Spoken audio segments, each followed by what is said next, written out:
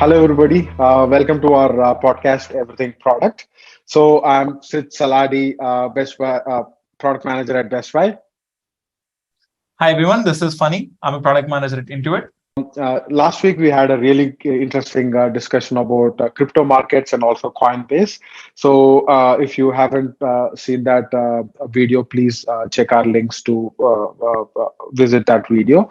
And today we want to continue that exciting discussion with the same crypto markets, and we're going to discuss about staking specifically, and then also talk about Crypto.com, its offerings, and all of that stuff. So pretty excited to and looking forward for this discussion. So let's quickly get started, Funny.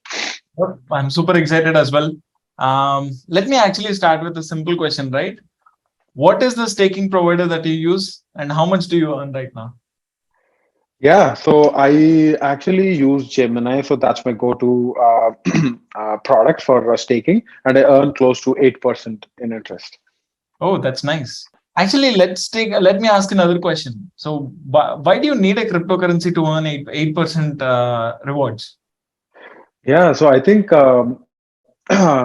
when we look at traditional banking, right? So there's like maybe six or seven top banks in the US, Bank of America, Chase, and all of that stuff. So what these banks do is they are basically the core function they have is settling transactions, maintaining records, and all of that stuff, right? So, but when they do it at an individual scale, they all have to maintain infrastructure. They all have to maintain people to do that, and they also all have to maintain managers to manage all of these things. So that actually becomes a lot of redundancy of things. So imagine me having $10,000 in Bank of America saving account, I get 0.1% paid. But when you look at the crypto and blockchain as a technology, right? So it's actually disrupting all of this stuff, where it's basically distributing the money back to the people who are actually part of the ecosystem. So decentralized finance or decentralized blockchain is structured in a way where people who are providing the infrastructure are being paid in tokens of that currency, and also people who contribute are being paid. So the money is basically being distributed back to the ecosystem in a much in a better way. So that's where we see 10x or sometimes 100x value that is being provided to the users. That's nice. Yeah, I'm on the same page, right? I use multiple banks, even like smaller credit unions. I think one of the banks that I use is Digital Credit Union, one of my loans and stuff. I have my savings account there. They say that they'll give 6% up to $1,000. After that, it drops to like 1% or 1.5%. That's the max that I've seen. But I've seen like several crypto exchanges giving like 12%, 14%, etc. on their staking rewards. Let me ask one more question, right? These banks are spending so much money and having so much people. What are they actually doing? So they're settling the transactions, right? So I think it's basically making sure both the parties have their funds exchanged, and also these banks maintain all of the records and all the money transaction, all of that stuff. So that's the basic function. What do you think? Yeah, so they're basically validating, like, let's say you're transferring money to me.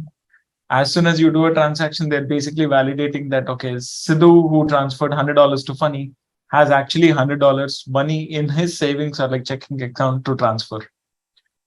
Okay, now let's think about cryptocurrency, right? How is cryptocurrencies solving this problem? Sure. So I think that's when we get into the concepts of staking and all of that stuff, right? So the way which the whole technology works is, so there is the technology blockchain is basically a ledger, right? Where Mhm. people, so it's one ledger where all the transactions are being entered.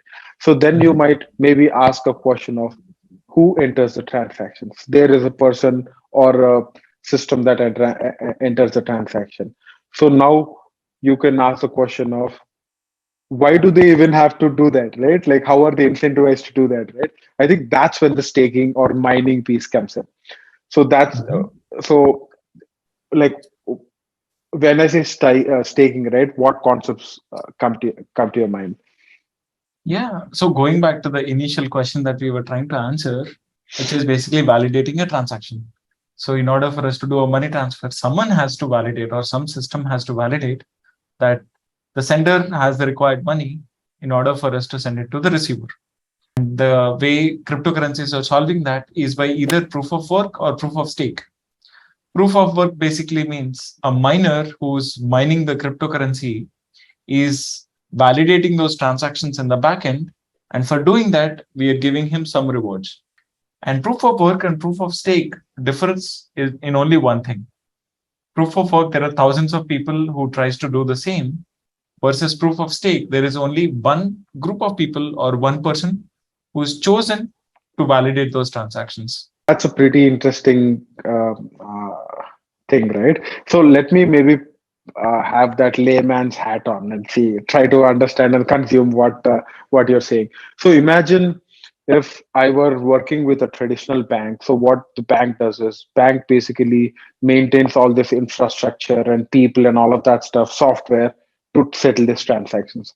But when it comes to a cryptocurrency or a blockchain, what normally the blockchain does is basically it says that okay, there are a lot of transactions which are going on.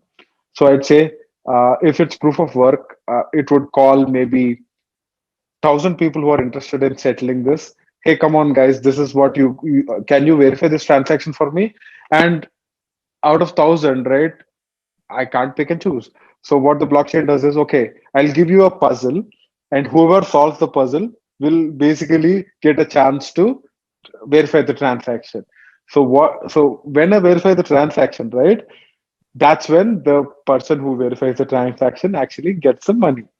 So that's the incentive of people, validating the transactions and all of that stuff. So when you look at a larger scale, right? Previously, at a centralized place, individual banks were doing it at their own location, but there are multiple infrastructures that handle it. But when it comes to decentralized, there's just one place that is actually giving that money to settle the transaction. So it is very less cost effective and all of that stuff. But the same thing when we come to proof of stake, right? I think what this blockchain does is okay, I'll see how much money each person has, and maybe I'll look at maybe Funny says, okay, Funny has $100,000, then maybe I can trust him for validating this. Otherwise, that guy will actually lose the money, right? So that's something which I can trust him on, right? So I'll trust him and give him that opportunity to validate it. For validating, then I give him ETH. So I think this is a pretty disruptive technology where you are actually pulling in all of these things and Yep. giving that back the money and also contributing that to the users. Opportunity there is basically you're finding people who are vested into the technology, who are vested into, let's say, Ethereum, to say, okay, now I can trust this person. He owns this much, and at the same time, he owns for this much long period of time. And I think there is also concepts put in place, like slashing. If a customer hasn't, or a miner hasn't put his systems well, if there is any downtime for any customer, which basically means there could be loss of transactions or there could be fraudulent transactions. When such things happen, whoever is the miner that was chosen will be slashed with certain cryptocurrency. So there is also not just rewards for doing this, but at the same time, there could be negative or like a loss assigned for that miner for him to be careful and validate the transactions as well. I've also heard of a lot of different validation methods, right? Like proof of stake and proof of work are the top ones, but there are also others which are coming in, and I think each one basically tries to eliminate the disadvantages of one another and make it much better and better, right? So also, right, we could get into discussing what are the advantages, disadvantages of the proof of work and also proof of stake. So Proof of work primarily, right? I don't know what exactly is the advantage, but that's one of the preliminary algorithms that actually brought the cryptocurrency into existence. If proof of work was not invented, there is no cryptocurrencies. But there is a lot of disadvantages, right? Like we were talking about 1,000 people or 10,000 people fighting to get one block so that they can validate the transactions, which is not good. But proof of stake is better in that way, where um, only one group of miners or a pool of miners will be chosen, or pool of stakers will be chosen to validate the transactions. But at the same time, you're going back to the old philosophy of financial transactions, where one party or like one group will be validating everything. If something goes wrong there, then whatever you're doing is going to be in a loss. That's right. Yeah, and also I've heard a lot of press, right, on Bitcoin using proof of work, right? Because I think they call it Bloodcoin because for validating one transaction in proof of stake, just one actor is basically competing for that. But here, 1,000 or 10,000 people are competing and doing the same work. So it actually consumes a lot of energy, and that time it's a lot of CO2, and it's all contributing towards global warming. But I also see when you maybe use natural energy, right? So that might not be a big concern there. But yeah, I think there are all Bitcoin maximalists, Ethereum maximalists, and there's always that argument. But I see that proof of stake is something that could stick on for the future because it's trying to be better than the previous solution what we have.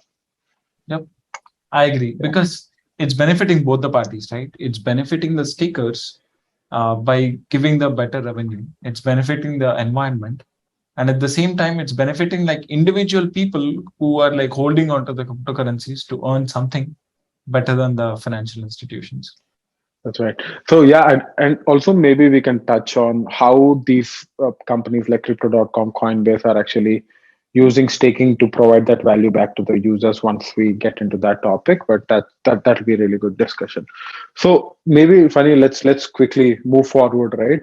I would say we have reviewed Coinbase before, and there are also other actors here. And Crypto.com was an interesting player in the whole space. So, what are your first thoughts on Crypto.com?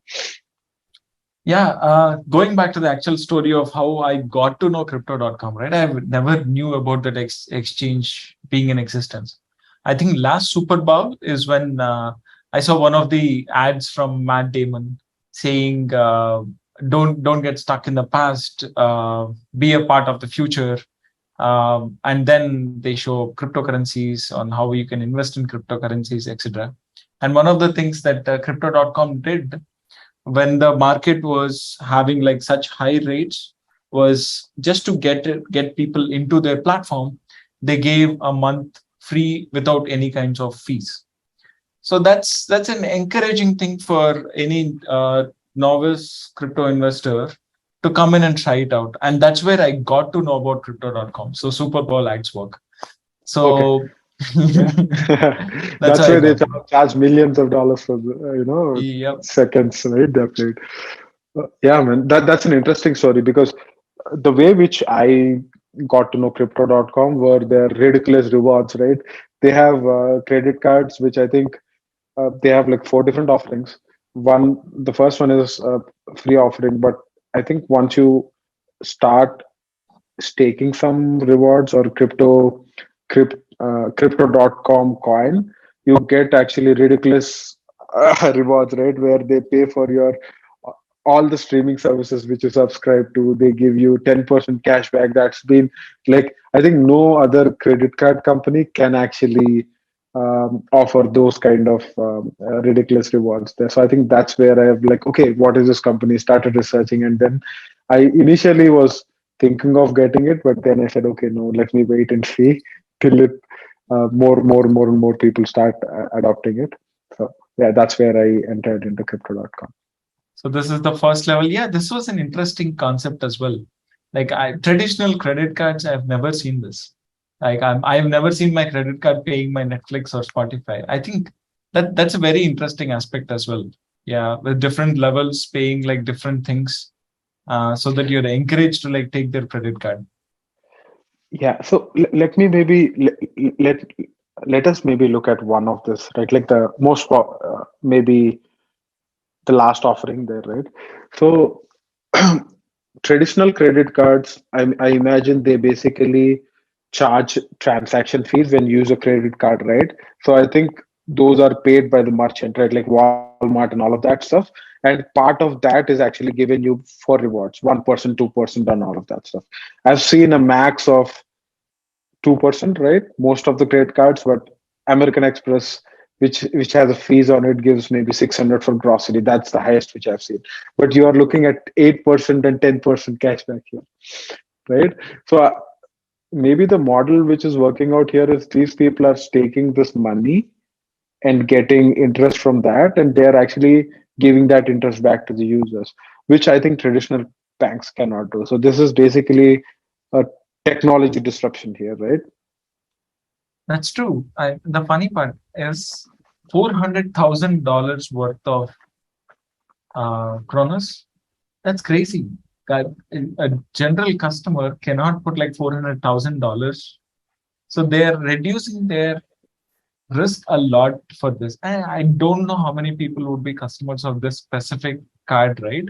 But even if I take the other one, so right now um, I have this. I have one of these cards. I don't remember which one. I think I have $400 of Crow, Mhm. the cheapest one, I think. But even with this, right, they're giving like 100% back in terms of like Spotify, and there is additional credit card rewards and stuff. This is definitely encouraging for me to say, okay, I have $400, so why don't I put in this, get the credit card, and get the additional rewards as well? And at the same time, they're also paying my Netflix account, so which is eventually good. So yeah, maybe let's assume that if you're investing in this $4,000 in a stable coin in Gemini, right? Mhm. I'm getting 8%. Now this guy, I'm giving him $4,000, where he's giving me how much? Like two subscriptions and also 4% interest. So basically, I think it's pretty much the same offering, right? But this has been roped into a credit card, and I think it's a pretty good packaging which this guy came up with, and this has been his differentiator compared to other offerings out there, right? Yeah, Yeah. So also looking at Crypto.com, the number of users and all of that stuff. So they have 50 million users. I didn't know that they almost had half of Coinbase. Not sure how much revenue each user is bringing in, but they have a set of users who have signed up for. Someone like me who just has $100 there. I don't open the app much, but I've signed up and I know that there exists a company called Crypto.com. So I think they're successful in their first acquisition phase. that's true. Actually, let's take another step back, right? Who do you think are the customers of Crypto.com? Yeah, so I'd say on a whole, right, when we look at the crypto market in general, 44% of crypto people who invest in crypto markets are millennials, like you, me, and all of that stuff. And 28% are Gen Z, 17% are Gen X, and 8% are baby boomers. So I think the largest chunk is baby boomers, or sorry, millennials out there. So I'm assuming that applies to crypto.com too. But when you look at Coinbase and Crypto.com, I feel that Coinbase is much cleaner, easy to understand, right, for millennials. But Crypto.com has a lot of product offerings and also little clunky and difficult to understand. So that's my take on the different segments Yeah, of users, uh, different types of user segments we have. But also we could maybe segment the users into uh, early adopter, intermediate user, a power user, right? So if you were to associate one user to the crypto.com, which would that be? Who would them be? For Coinbase, I would say it would be, early adopters, right? Like, or novice users, I'd say. yep. I like the way you differentiated it, right? I'm also on the same page. Like it would be primarily focused towards millennials who are interested to try something new, interested to gain something from the money that they have. And even the additional segmentation, right? Early adopter versus intermediate versus pro users.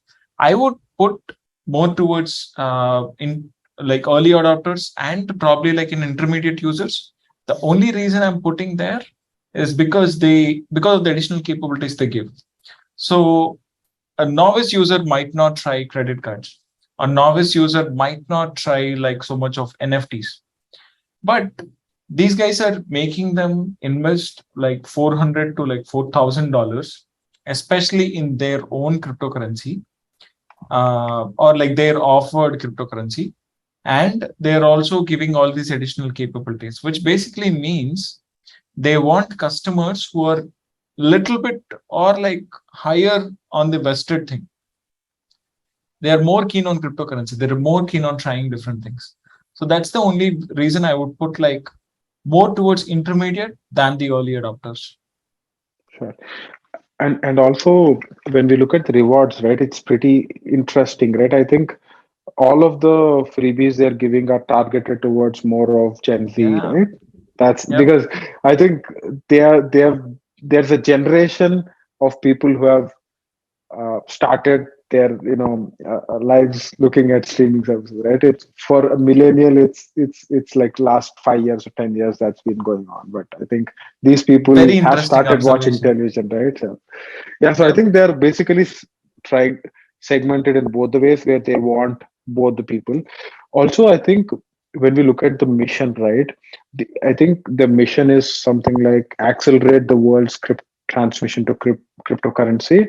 So it makes sense putting that lens on because they have a lot of different offerings, right? They're not like one or two offerings. They have a lot of different offerings in different countries, and they're also trying to do it amongst different user segments.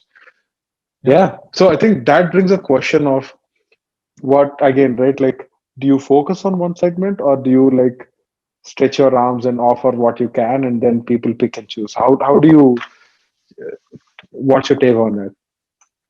Yeah. So I actually want to add one more thing, right? So the intermediate customers. So these are a very good customers within millennials, in my opinion. The reason, right? These customers are vested. These customers put thousands of dollars, if not maybe tens of thousands of dollars into cryptocurrencies. And treating these customers as a premium customers, right, would definitely help you retain the customers. That's one of the very important things in cryptocurrencies, right? The more you retain your customers, the better your business would be. So I have one of their credit cards. And even if you look at the credit card, right, it looks premium. It gives you a premium feel that you're using one of the premium. If I keep my Amex Platinum card and the Crypto.com credit card, even the weight or the feel of the card is very good. And going back to your question, right? Uh, where do you think they should be? Like, should they be giving like more features versus lesser and then preliminary? I think they should go towards more features, given that these customers want to try a lot of things. But like you pointed out earlier, their user experience is still clunky. I myself struggle to like find certain things which I've seen in the past. One of the things, right? If you go to their website, they say, hey, you can earn like 14.5% of staking. Which coin is that? I've searched for like half an hour and I couldn't find it. So these are certain things they should improve a lot on. What do you think? Yeah, I think there's definitely that user experience a factor, right, where they have to improve upon. And also, I feel that this is a company which is fairly new and has been growing fast, right? Crypto adoption and all that stuff, and they have, I think, expanded to 90 different countries, and they have also a lot of different offerings. So they do that's where I think that the question comes in, right? Do you want to pick one, two things which you do really good, or do you want to stretch and try out 10 different things and see which plays out good? I think they are in that mode where they are doing a lot of different things, and they have all of these products inside the same app that could basically help in adoption for all of these products which they offer. But also sometimes, right, you lose focus, right, when you are spread out too thin, right, with all of these things. But I like the way that they structured the offerings, right? They say buy, sell, pay, earn, and Yeah. all of their products are classified into this thing. So they're basically helping people to buy, sell cryptocurrency. They're helping people to use this app to pay using cryptocurrency, and they're also using this app to earn, right, like staking. So I like the way they categorize things, where people actually they're having products in all the touch points. So that's basically helping people stay in the ecosystem itself, right? So if you Got want it. to buy sell something, we have an offering. If you want to pay for something, we have an offering. If you want to earn interest, you have an offering. So it's a bank within itself, right? So That's true.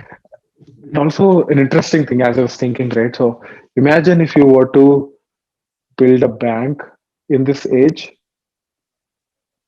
a centralized way. I don't know how much time would it take, right? But you through the decentralization, you are actually offering all the services in such a short period, right? So That's so true. that's I think the power of decentralization, where all the infrastructure is already there. You just have to build a UI on top of it to have all of these offerings. There's a lot of problems involved there also, right? So in general banking, in if you want to do money transfer, you don't have to worry about how much is the fees that you would incur. It's pretty much standardized. You know how much you're going to pay for. Crypto world is very volatile. Right now, you might be thinking that okay, it's going to cost me only like a couple of dollars to do certain thing, but I've seen Ethereum going upwards of like $60 to $80 to do one transaction. So it's very volatile to set up a banking system in the cryptocurrency world right now as well. Yeah, that's right. So a lot of uh, transaction fees and all of that stuff, which is hurting the adoption of all of Yep. this, right? Yeah. Let's talk a little bit more about future as well. Like, what do you think Crypto.com should do in the future in order for them to grow? Yeah, I mean, that's an interesting piece, man. So I think even in our discussion, we have seen them targeting two different segments, users, and also two different types of users, right? Like, by demographic, they're targeting maybe Gen Z and also millennials. By the types of users, they're targeting novice users and also intermediate users, and sometimes pro also. They have an advanced offering where they have a decentralized exchange where you can buy and sell without any transaction fee. So that's like a lot of different segments. So for me, I don't know, some when I'm a user, right? Maybe there I'm confused what to pick, right? So I could buy Mhm. crypto here, I can buy crypto in a decentralized exchange, and I could do that multiple different ways through that product offering. So I think that's where the clunkiness comes in, where if you're focused in one or two things and do it really good, it simplifies it and you have all your resources geared towards it. But I'm also not against doing a lot of different things, but because I think that gives basically helps you with experimentation and trying to understand how the feel is around, and how people are testing it out, right? Learning about. Yep. Actually, the way I would think about their future, right? So if I, as a customer, wants to continue to use Gemini, first thing they should make their fees as zero. If I go to Robinhood, it's zero. If I go to Coinbase, they're giving me a monthly subscription where I don't have to pay fees. But if I come Mhm. to Crypto.com right now, I'm still paying a fees of $2 to $3 in Very order to high buy fees. Yeah. cryptocurrencies. The very first, I think the biggest speed breaker right now they have is that. And the second one, right? If and we are thinking about intermediate customers here who are like experts or like who have some knowledge of cryptocurrency and have been doing transactions. One thing I keep struggling myself is what do I need to buy or what is a good thing to buy? I think Gemini, or sorry, Crypto.com still struggles in that. Giving the right direction for the customer or teaching them to say, hey, this is the right thing for you to buy. Personalizing for the customer is one of the important things as well.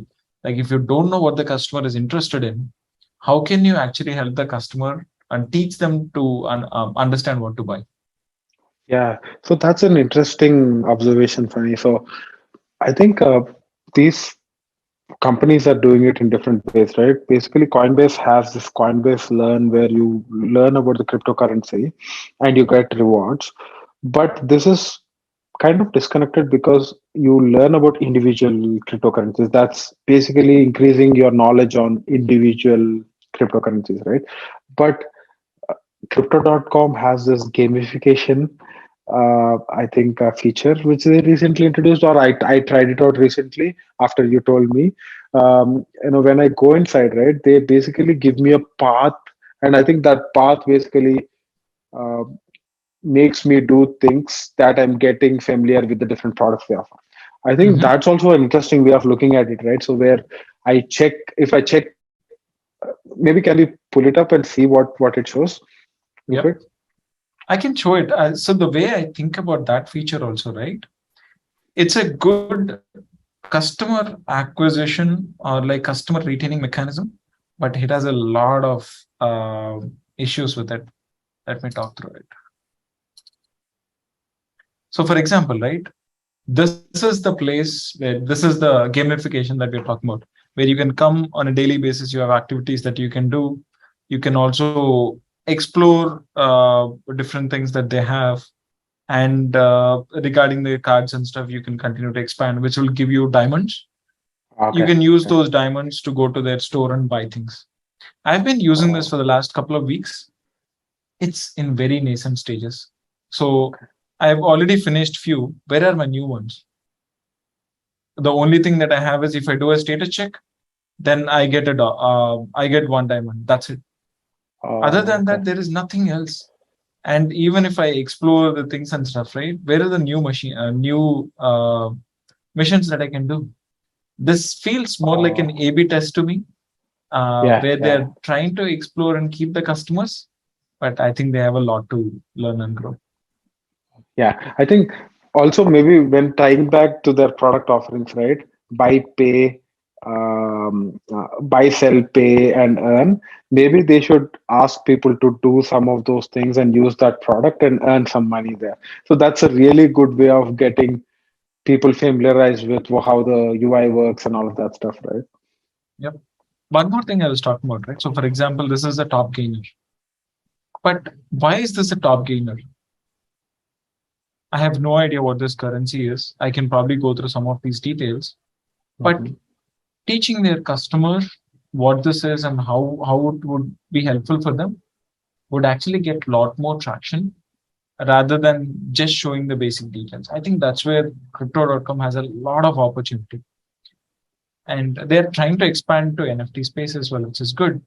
But I think Man, it's still in the nascent stages. yeah, I feel that this is like looking at a fruit market where you have all of these things together, clubbed everything together. That's why I think it's difficult for me to wrap my head around any specific thing which I want to use. Do So you know yeah, one more thing? I know we haven't discussed this. They have their own wallet. They have their okay, own hot wallet, like which you can add and use. I haven't okay, used it personally, but like you okay. said, they have like multiple products which are all over the place. Yeah, that's right. Yeah, and I think it's always an ongoing debate on how thin can you expand and how do you focus on product management, right? So I think as product managers we face that a lot, right? Like I have like brilliant ideas that engineering teams come up with for the problems, but you don't have all the bandwidth and time to do all of them. You have to pick and choose. That's when you prioritize, I guess, look at the business value and all of that stuff, and then pick the top two and focus and do it really good. And Yes, also, I feel that when you do a lot of different multiple things, right, you tend to lose that focus. that's true. Yeah, Actually, yeah. maybe let me ask this question to you, Sid. So, if there is two things that you would take away from Crypto.com, what are those two things? Yeah, interesting, man. I think the first and foremost thing is um, for me, right? Customer onboarding is a very important thing, right? Like Coinbase, I know. Okay, I just see we have seen that last week where if I create a new account, they give me a tour of different things which I can do. That's missing in Crypto.com, right? Like I don't know what this app of. I know. So I consider maybe myself as not a nuanced one, but an intermediate user. So I know what cryptocurrency is. I've read a lot about cryptocurrencies, but even for me, it's difficult to understand and see what the product offerings is. I think that's a bad user experience, right? So Coinbase has figured out the user onboarding. They basically know what to show the people and what's the top important things are. I think that's the first thing which Crypto.com has to do. And the second one is maybe have that differentiation, which will bring in more and more customers and stick to that instead of people just trying it for the sake of trying it and then leaving out, right? So I think that's something like what I think Robinhood has done with crypto, right? Zero fees. That's a differentiator from Coinbase. So that's giving people to move from Coinbase. So what is the incentive cryptocurrency is giving people to come to that platform? I think these two are my takeaways. What about you? Nice. For me, the very first one would be customer adoption. Like these guys have nailed out what is the best way to like gain customers. So Acquired, right? Yeah. yeah, customer acquisition. So right now, if I think about crypto market, it is a busy or an overloaded market. There are so many exchanges right now that a customer can use to like do crypto transactions. Yeah. In that competitive market, how can I gain customers? These guys have nailed that. Like they have like multiple customer acquisition mechanisms. It could be the Super Bowl ad that they have been doing, or like free 1 month without fees, etc. They have nailed that part. And the second one, like we are talking about, to a certain extent, like gamification. Like they have gamified their credit cards to say, hey, you can continue to like upgrade my credit card if you put more money into it. That's the first thing I've been seeing it, because in the past what I've done, I've taken like, let's say, Chase Reserve card, and after some time I'm like, am I paying more? So I'm just gonna reduce the card. But this is the first time I've seen someone encouraging their customers to like increase the card and making the customer put more money into it. And the other ones, like we have seen, right, like having missions and stuff, etc.